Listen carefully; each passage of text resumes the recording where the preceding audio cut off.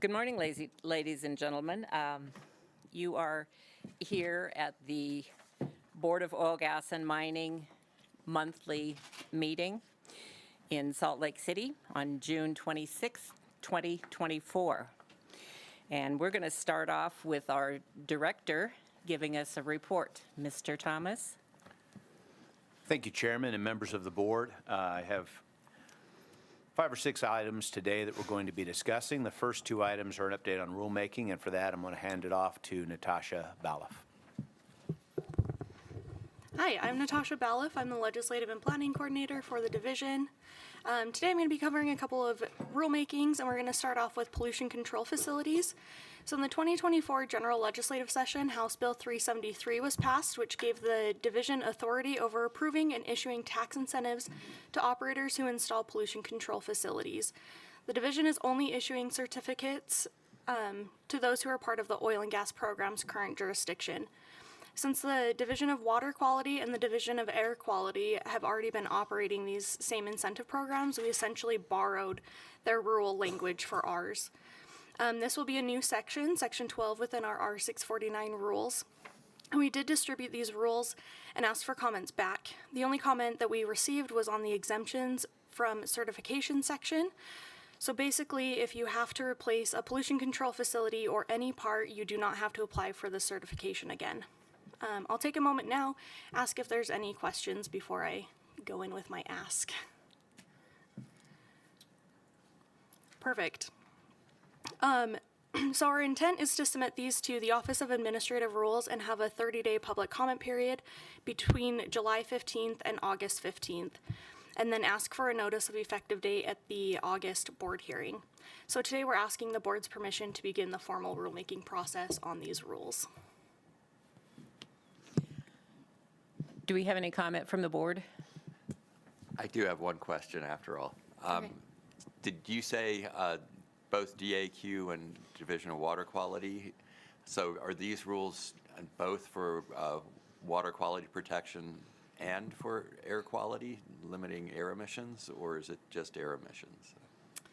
That is a good question that I do not immediately know the answer for. Do you happen to know if it covers? I'm sorry, could you repeat the question? Sorry about that. Sure. Are these rules for limiting release of contaminants, is this just for air emissions, or is it also emissions of water to waterways? Oh, thank you. Good question. These are specifically regarding air emissions. Okay. Thank you. That's what I was thinking, but I was not sure. Board, do you have any other questions? Are we ready to allow them to go to formal rulemaking? Is that our recommendation? We recommend you move forward with rulemaking. Awesome. Thank you. We do have operators who are eager to start applying for this, so that'll be good. Moving on to carbon sequestration rulemaking. So this process began back in 2022 with the passing of House Bill 244, and that directed the division to apply for Class 6 primacy from the U.S. EPA. Since then, the division has been working really hard internally and with a contractor to draft rules and create a program. We have concluded our internal review of the rule, which is a whopping 39 pages, and now we are asking to begin stakeholder engagement. If granted, we would also ask for 2 to 3 board members to participate, and we are also open to suggestions on stakeholders. We do have a running list going, and we just want to make sure we get it out to as many people who would be interested in it. So as long as you guys are okay with us starting stakeholder engagement. I think we're ready for you to commence stakeholder participation. Okay. And we'll talk about what board members should be Okay, amazing. sent notice. Okay, thank you. Thanks. And then I do have 2 quick other updates for rulemakings. This is just to update you guys on what we're working on. So we are finishing up another draft of our bonding rulemaking. The division has developed a bonding calculator and intends to distribute it along with a walkthrough to all of the operators at the beginning of next week, and then we will also hold a Q&A session for those operators if they need more than the walkthrough is giving them. So that Q&A session will be on July 9th at 3 p.m. We're also planning on distributing the next draft of the rules on July 15th and then holding another stakeholder meeting on August 15th. And then the other update is on the recycle pond rules. This is not in connection, but alongside WMRIC, the waste management and radiation control. We are cleaning up our next draft and should have it out shortly. We will do another comment period and see if we need to have another stakeholder meeting with that. But we have been meeting with stakeholders and operators, trying to answer their questions and make this transition go as smooth as possible. And with that, that's my update. So I'll turn it back over to Director Thomas. Thank you. Thanks, Natasha, as always. Some other updates providing. Mr. Thomas. Oh, sorry, go ahead. Okay, so on the Q&A on July 9th, will that be recorded? I'm unavailable at that time, and I'd like to listen in on that. We can consider that. I know that in the past, we haven't recorded just because we didn't feel like we would get an adequate discussion.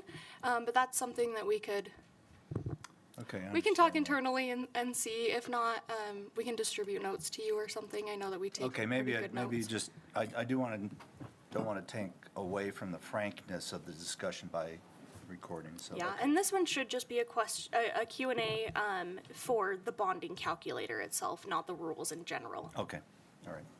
Just- Any other questions from the board? Okay, back to Mr. Thomas. Thank you. Thanks a ton.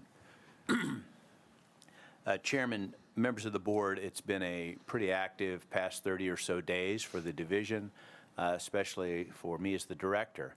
I've been able to participate with the Groundwater Protection Council Board of Directors meeting in mid-May.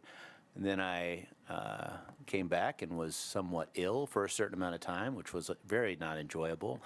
But then I was happy to be a part of the Governor's Council for Economic Development. The Governor's office assembled a delegation to travel to Reykjavik, Iceland, for investigation into their geothermal systems and policies and whatnot.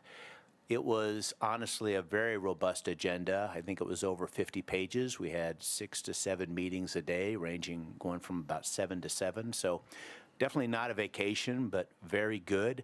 I think one of the takeaways, I would say, if I could make it brief, is currently the Department of Natural Resources is approaching this holistically. We are not, while the Division of Water Rights is traditionally over geothermal, they are bringing in skill sets from other divisions, UGS, oil and gas and mining, and others, to make sure that we address this potential in Utah appropriately and proactively.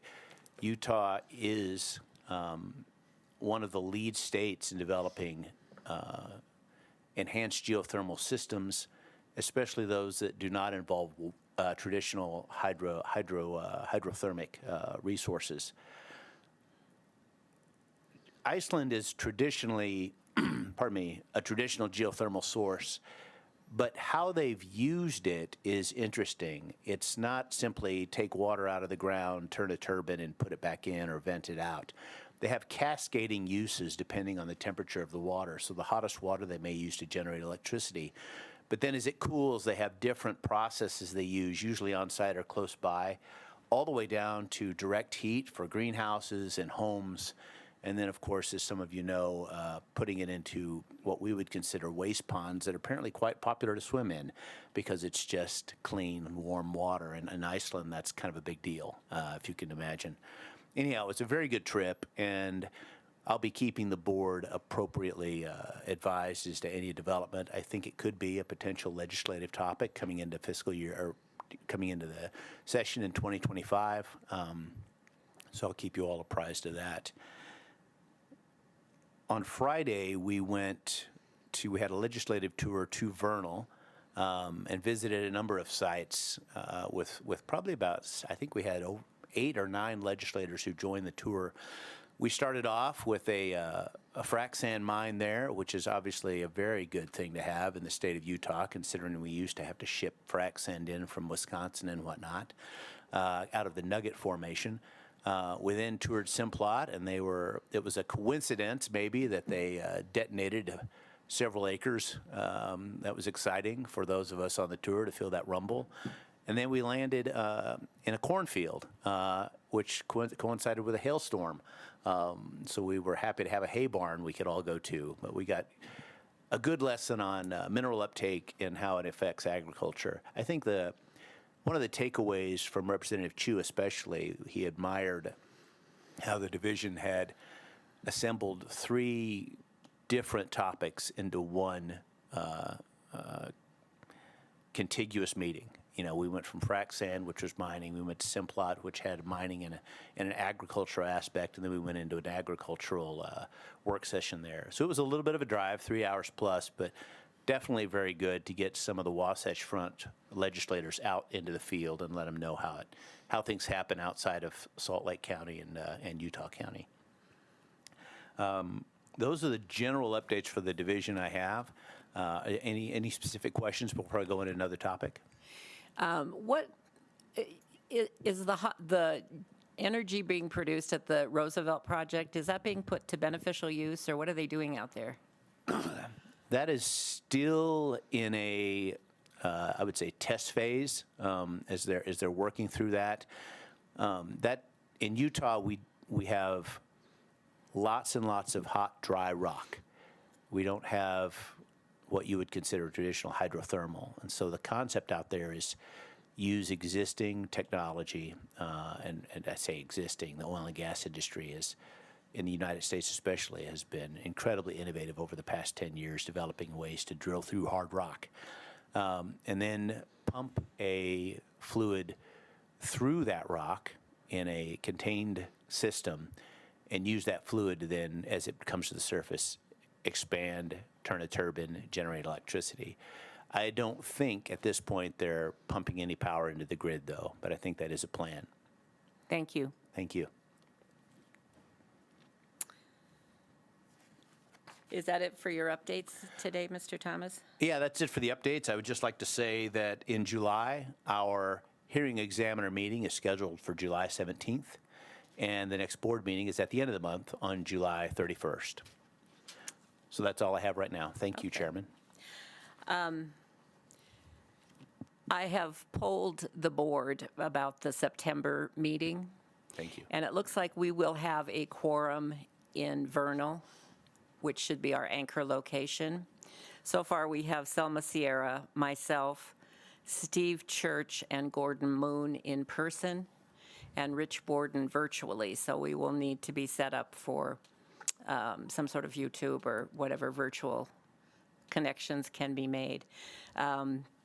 Between now and then, things could change, but right now I think we have a quorum and we'll be good to go for the Vernal meeting. Chairman, thank you. The division staff is already working on that. I appreciate the confirmation you just gave. That'll give us the direction we need, and I know Matt in the back is going to be on top of coordinating any of the audio-visual needs. So thank you for that, Chairman, and board, for the update. You know, we'll probably try to do it starting at 8 o'clock in the morning so we can get in before the Energy Summit starts at 10. And the clients here for the attorneys can plan accordingly if they want to do September or August or October. Gives them a little bit of time to decide. Okay. Then we have time now for any public comment that anybody wants to make. Is there anyone in the audience who'd like to speak to the board?